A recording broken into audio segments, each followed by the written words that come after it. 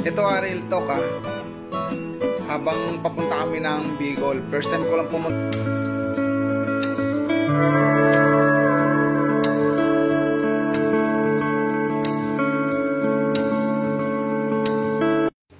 Ito real talk habang papunta kami ng Bicol, first time ko lang pumunta ng probinsya papuntang Bicol, yung papuntang Biduang Manok. Yung ibang sasakyan na galing Maynila, kung magbibigay din lang, ihahagis pa yung pera.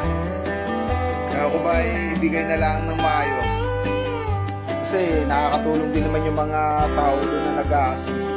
Mapapansin nyo sila, ina-assist sila pataas o pababa. Pero yung ibang sasakyan, imbis na ibigay na lang ng maayos, ihahagis pa yung pera, yung mga barya. At habang papunta kami ng Bicol,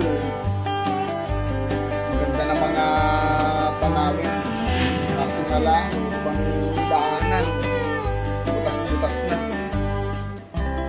Pero mantalang dito sa Maynila, kalsada, ang ganda na, bubutasin pa.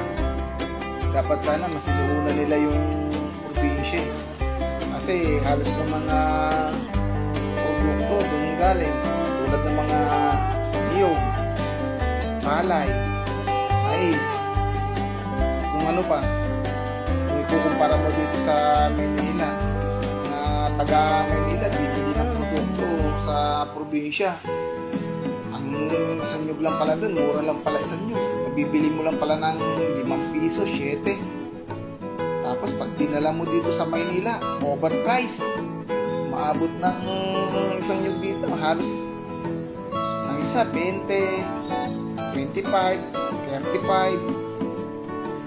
Totoo pala talagang may